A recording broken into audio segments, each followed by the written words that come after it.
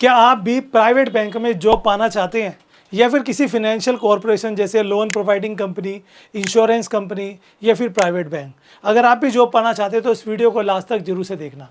बहुत बार हमारे student comment कर कहते हैं, कॉल भी मेरे पास काफ़ी आती है कि सर मैंने 12th कर लिया है, क्या मैं जॉब ले सकता हूँ? मैंने ग्रेजुएशन कर लिया है, जॉब कैसे मिलेगी?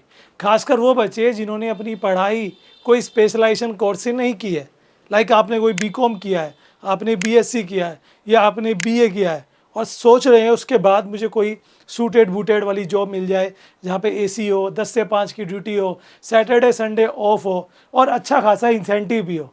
अगर आप भी चाहते हो तो मेरी वीडियो लास्ट तक जरूर से देखना। जैसे कि आप देख रहे हो, हमारी इस ग्रोइंग इंडिया में सबसे ज़्यादा फिनेंशियल कॉरपोरेशंस तरक्की कर रहे हैं। हमारे टाइम में जब हम स्टूडेंट हुआ करते थे उस समय की बात है कि इतनी ज़्यादा कंपनीज नहीं थी।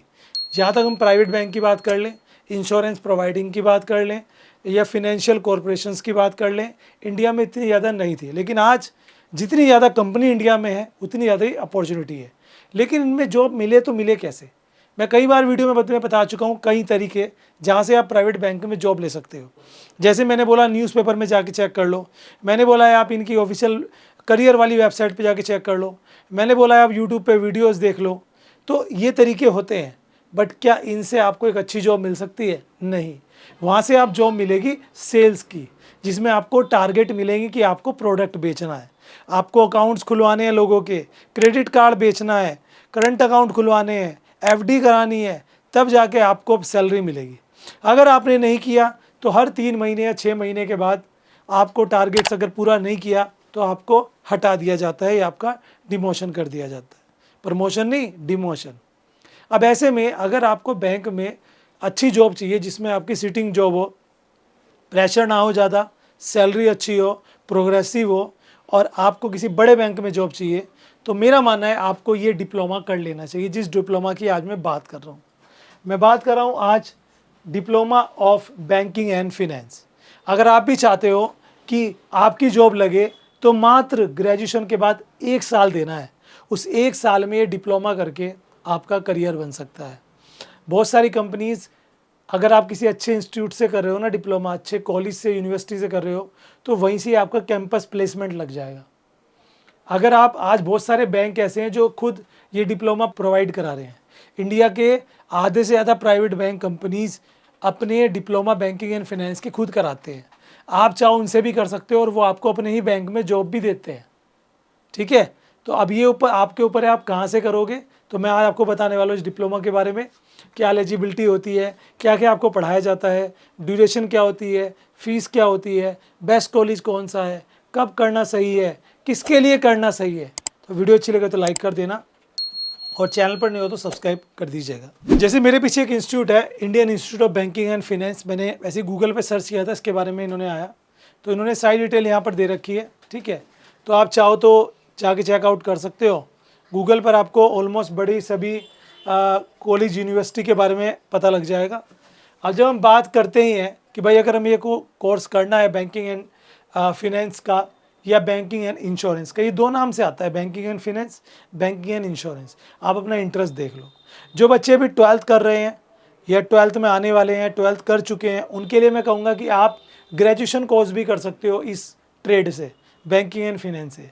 बीकॉम ऑनर्स कर सकते हो या बीबीए कर सकते हो। ठीक है, उसके बाद आपको बैंक में जॉब इजीली मिल जाएगी। आगे आपके पास ऑप्शन भी होंगे, आप एमबीए कर लो या पीजीडीएम कर लो। अंडरस्टूड। जो बच्चे बीकॉम कर रहे हैं या बीएससी या बीए ग्रेजुएशन वाले बच्चे हैं, उनके लिए रिकमेंड करूंगा कि आफ्टर ग्रेजुएशन 1 साल का डिप्लोमा होता है, 2 साल का डिप्लोमा होता है। 1 साल का सिंपल डिप्लोमा जो इंस्टीट्यूट प्रोवाइड कराते हैं, 2 साल के डिप्लोमा जो यूनिवर्सिटीज़ प्रोवाइड कराती है, जिसे हम पीजीडीएम कहते हैं, पोस्ट ग्रेजुएशन डिप्लोमा। तो उसमें आप बैंकिंग एंड फिनेंस या बैंकिंग एंड इंश्योरेंस ले सकते हो। अब आपके बजट के ऊपर है। अगर आप 1 साल का डिप्लोमा करने जाओगे तो वहाँ पे फीस कम रहती है, अप्रोक्सी 10, 20, 30, 40 हज़ार, इस तरह से। फिक्स मैं नहीं बता रहा, बट एक्सपेक्टेड। अगर आप करने जा रहे हो पीजीडीएम, पीजी डिप्लोमा, जिसकी ड्यूरेशन 2 साल होती है, तो उसमें आपको क्या है, फ़ीस भी ज़्यादा लगेगी क्योंकि आप बड़ी यूनिवर्सिटी से करोगे, अच्छे बड़े कॉलेज से करोगे। रेगुलर भी कर सकते हो, ऑनलाइन भी कर सकते हो, आपके ऊपर है। यहाँ पे ये चीज़ मैं बता दूँ कि जो पीजी डिप्लोमा है उसकी पीजीडीएम जो है उसकी फ़ीस 1 लाख से 10 लाख के बीच में होती है। और जो 1 साल का डिप्लोमा होता है बैंकिंग एंड फिनेंस का, उसकी फ़ीस 10,000 से 1 लाख के बीच में होती है। जैसा इंस्टीट्यूट वैसी फ़ीस, जैसी फैसिलिटी वैसी फ़ीस। टॉप कॉलेजेस की बात करें तो यहाँ पे काफ़ी सारे कॉलेजेस आ रहे हैं, जैसे फॉर स्कूल ऑफ मैनेजमेंट, ठीक है, Birla institute of management, Amethi university, NIBM, Symbiosis, बहुत सारे हैं। LPU हो गया आपका, या फिर चंडीगढ़ यूनिवर्सिटी होगी, या बहुत सारे ढेरों इंस्टीट्यूट्स हैं जो आपको प्रोवाइड कराते हैं। मैं ये नहीं कहूँगा कि इस इंस्टीट्यूट से कर लो, उससे कर लो, मैं आपको एक सिंपल तरीका बता रहा हूँ। आपको गूगल पे जाना है और गूगल पे जाके सर्च करना है, ये देखो मैंने लिख दिया यहाँ पर बैंकिंग डिप्लोमा नियर मी, ठीक है। मैंने जैसे यहाँ पे क्लिक किया, काफ़ी सारे इंस्टीट्यूट मेरे सामने आ जाएंगे। जिस वेबसाइट पे यहाँ पे स्पॉन्सर्ड लिखा हुआ उसको मत देखना, वो ऐड लगी हुई होती हैं। उसके नीचे जाओ, यहाँ पर आपको डिटेल मिल जाएगी, ठीक है। जो इंस्टीट्यूट है ये आ गई लिस्ट पूरी। अब यहाँ पे जाके आप चेक कर सकते हो, ठीक है, या फिर और कुछ वेबसाइट्स है वहाँ पर भी आपको डिटेल मिल जाती है। आप कंपेयर करो, जो आपके लिए अच्छा है वहाँ पे आप अप्लाई कर लो। याद रहो, जहाँ भी अप्लाई करो 4 चीज़ें जरूर से देखना। नंबर 1, फैकल्टी कैसी है वहाँ की। नंबर 2, वहाँ के स्टूडेंट रिव्यू कैसे हैं जो पहले पढ़ के जा चुके हैं। नंबर 3, प्लेसमेंट्स दे रहे हैं क्या। अगर कैंपस प्लेसमेंट दे रहे हैं तो प्रूफ दिखाओ, चेक करना कि किसको मिली है, अगर वो पता लगे। और नंबर 4 आता है फीस स्ट्रक्चर। बहुत बार क्या होता है कि हम 3 इंस्टीट्यूट सेम देख लेते हैं, 2, और उनकी सब कुछ इक्वल होता है बट फीस बहुत ज़्यादा डिफरेंस होता है। तो वहाँ पे आपको कंपेयर करने की बहुत ज़्यादा ज़रूरत है, ठीक है। आगे बात करेंगे तो अगर मैं टॉप रिक्रूटर की बात करूँ तो इंडिया में जितने भी फिनेंशियल कॉरपोरेशंस हैं, जैसे बात करते हैं HSBC बैंक हो गया, कोटक महिंद्रा बैंक हो गया, रिलायंस ADAG हो गया, ये आपका बजाज कैपिटल हो गया, ICICI बैंक हो गया, HDFC हो गया, एक्सिस हो गया, कोटक हो गया, आपका बहुत सारे म्यूचुअल फंड के डिपार्टमेंट्स हैं, आपका मुथूट फिनेंस हो गया। तो ये जो फिनेंशियल कॉरपोरेशंस और बैंक होते हैं, इनमें नीड होती है। हर शहर में ब्रांच मिलेगी, छोटा हो बड़ा हो, जितनी ज़्यादा ब्रांच उतनी ज़्यादा एम्प्लॉयज़ की नीड, तो ये सबसे बढ़िया बात है, ठीक है। बाकी जॉब पोजीशन की बात कर लेते हैं, आप कस्टमर सर्विस रिप्रेजेंटेटिव बन सकते हो, financial adviser, insurance sales agent, insurance underwriters, finance analytics, clerk, और भी बहुत सारी पोस्ट यहाँ पर आपके लिए होती है। अब बात करते हैं क्या क्या आप पढ़ सकते हो यहाँ पर इस डिप्लोमा में, क्या क्या चीज़ें रहती हैं पढ़ने के लिए। देखो इसमें अगर 1 साल का डिप्लोमा आप करने के लिए जा रहे हो तो 2 सेमेस्टर होते हैं 6-6 महीने के। पहले सेमेस्टर में आपको बैंकिंग के प्रिंसिपल्स, लीगल रेगुलेटरी क्या होता है, अकाउंटिंग फिनेंस फॉर बैंकिंग के लिए अकाउंटिंग कैसे होती है, इकोनॉमिक्स, कॉर्पोरेट सोशल रिस्पॉन्सिबिलिटीज़ जो हर कंपनी को होनी चाहिए तो उनके लिए पढ़ाया जाता है, और ऑर्गेनाइजेशनल बिहेवियर। सेकंड वाले में इसमें 2 सब्जेक्ट आपके न्यूमेरिकल है, बाकी सारे थ्योरी है। फिर सेकंड सेमेस्टर में फिनेंशियल सर्विसेज कैसे होती है, मार्केटिंग इसकी, बिजनेस लॉ क्या होती है, taxation direct indirect, retail banking, information system, और आपका बिजनेस कम्युनिकेशंस। इंफॉर्मेशन सिस्टम में आपका IT फील्ड हो गया, ठीक है, तो इसमें आपको कंप्यूटर वगैरह की भी डीप नॉलेज दी जाती है।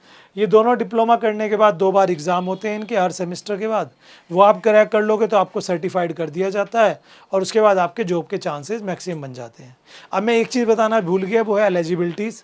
तो आपने अगर 12th में, ग्रेजुएशन में आपके मिनिमम 50% मार्क्स होने चाहिए, 50+ हैं तो आप कहीं पर भी एडिशन ले सकते हो। कुछ इंस्टीट्यूट अपने यहाँ एंट्रेंस टेस्ट कराते हैं, कुछ इंस्टीट्यूट या कॉलेज या यूनिवर्सिटी आपको डायरेक्ट आपको मेरिट बेस पर सेलेक्ट कर लेते हैं। कुछ जगह पर कोई डोनेशन मांगते हैं, कोई कुछ, ये सब चलता रहता है। बट मैं ये कहूँगा कहीं से ही करो। जो 4 चीज़ें मैंने आपको बताई कि जहाँ पर आपको प्लेसमेंट मिल रहा हो, फैकल्टीज अच्छी हो, फीस कंपैरिजन सही हो, रिव्यूज़ स्टूडेंट के सही हो, वहाँ से करो। बहुत बार हम क्या करते हैं, ये इस वजह से अपने घर के आसपास का कॉलेज देख लेते हैं कि भाई हमें ना जाना ना पड़े। फैमिली कहती है आउट ऑफ स्टेशन जाओगे, बाहर रहोगे हॉस्टल में, पता नहीं क्या होगा, सेफ़ है नहीं है, बिगड़ ना जाओ, ये ना हो जाए, तो वो अपने ही शहर में कहीं करा देते हैं। अब इसमें करना ना करना मेरे हिसाब से बराबर है। आप किसी छोटे शहर से बिलोंग करते हो जहाँ पे कोई अच्छा कॉलेज यूनिवर्सिटी नहीं है, कोई खुला हुआ ऐसे इंस्टीट्यूट आपने वहाँ से कोर्स कर लिया, तो आपको जॉब नहीं मिलेगी फिर, तो क्या फ़ायदा ऐसे करने का। करना है तो थोड़ा सा फैमिली को भी समझाएं कि भाई अगर किसी ऐसी जगह पर हम जा सके जहाँ पे हमें सेफ़ फील हो, जहाँ पे हमें लगे कि हम बिगड़ेंगे नहीं, या हमें सारी सुविधाएं वहाँ अच्छी मिल रही है, अच्छा कॉलेज मिल रहा है, तो मुझे लगता है कि 1 साल 2 साल में हम अपने कंट्रोल करके रखें, सही से पढ़ाई करें तो करियर बहुत जल्दी बन सकता है। ये बहुत ज़रूरी था मुझे बताना। वीडियो अच्छी लगे तो लाइक कीजिएगा। अगर ऐसी और इन्फॉर्मेटिव वीडियोस चाहिए तो डू सब्सक्राइब अकाउंटिंग गुरुजी। मिलता हूँ आपसे नई वीडियो में।